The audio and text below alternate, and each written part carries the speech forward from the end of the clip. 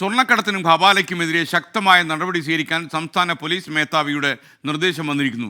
Intelligence, ക്രമസമാധാന ചുമതലയുള്ള ADGPമാർ ഇവരോടൊക്കെ തന്നെ DGPയുടെ നിർദ്ദേശം അവർക്ക് ലഭിച്ചു എന്നാണ് മനസ്സിലാക്കുന്നത്.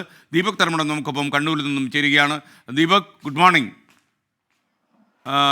ഏത് സാഹചര്യത്തിലാണ് ഇങ്ങനൊരു നിർദ്ദേശം വന്നിരിക്കുന്നത്? ഒരുപക്ഷെ PV അൻവർ ഉയർത്തുന്ന പ്രശ്നമാണോ ഇതിൻ്റെ പിന്നിൽ?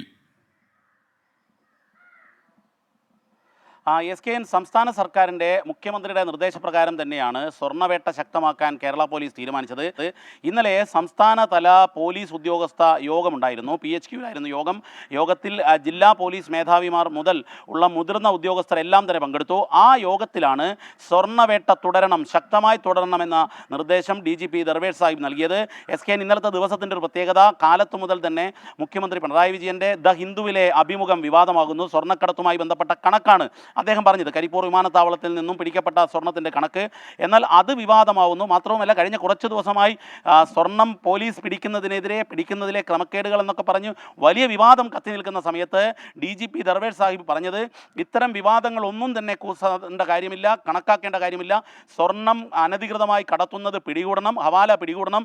മാത്രവുമല്ല, വളരെ കൃത്യമായി അദ്ദേഹം പറയുന്നു, മലപ്പുറത്തേതുൾപ്പെടെ ഉള്ള വിവാദങ്ങളെ ഒരു കാരണവശാലും പോലീസ് ഉദ്യോഗസ്ഥർ കണക്കാക്കേണ്ടതില്ല, അവരുടെ മുറയിൽ തകരരുത് എന്ന് പറയുന്നു. ഈ ഘട്ടത്തിൽ യോഗത്തിൽ ADGP MR അജിത് കുമാർ, അതുപോലെ തന്നെ ഇന്റലിജൻസ് ADGP മനോജ് എബ്രഹാം, ഇവർ രണ്ടുപേരും ഉണ്ടായിരുന്നു. മനോജ് എബ്രഹാം അതിൻ്റെ മറ്റൊരു സാഹചര്യം കൂടി ഇന്റലിജൻസ് വിവരങ്ങൾ പറയുന്നു. ഇത്തരം സ്വർണ്ണക്കടത്തിലൂടെ മറ്റു കുറ്റകൃത്യങ്ങൾ പെരുകുന്നു, തീവ്രവാദ മേഖലയ്ക്ക് വേണ്ടി ഇതിൻ്റെ പണം പോകുന്നു എന്നുള്ളതും ദർവേഷ് സാഹിബ് പറയുന്നു. ഇത് രാജ്യദ്രോഹപരമായ പ്രവർത്തനമാണ്, രാജ്യത്തിൻ്റെ സാമ്പത്തിക ഭദ്രത തകർക്കുന്ന പ്രവർത്തനമാണ്, കേവലമായ ടാക്സ് കേസ് അല്ല എന്ന് പറയുന്നു. ഈ ഘട്ടത്തിൽ ADGP MR അജിത് കുമാർ, ക്രമസമാധാന ചുമതലയുള്ള ADGP, ഇതിന് കൃത്യമായ ഒരു സ്റ്റാൻഡേർഡ് ഓപ്പറേഷൻ ഒരു പ്രൊസീജിയർ ഉണ്ടാകണം, SOP ഉണ്ടാക്കണം എന്ന് ആവശ്യപ്പെടുന്നു. ഏതായാലും ഇന്നലത്തെ യോഗത്തിലെ നിർണായക തീരുമാനം സ്വർണ്ണക്കടത്തും ഹവാല ഇടപാടും പോലീസ് ശക്തമായി പിടികൂടാനാണ്. കാരണം പോലീസിന് എന്താണ് ഇതിൽ കാര്യം എന്നുള്ളതായിരുന്നു PV അൻവർ പലകുറി ചോദിച്ചത്. കസ്റ്റംസ് കേസല്ലേ എന്നുള്ളതാണ്. പക്ഷേ എന്നാൽ കേരള പോലീസ് സ്വർണ്ണവേട്ട ശക്തമായി തുടരും, അതിനുള്ള നിർദ്ദേശമാണ് ഇന്നലെ DGP ദർവേഷ് സാഹിബ് നൽകിയത്.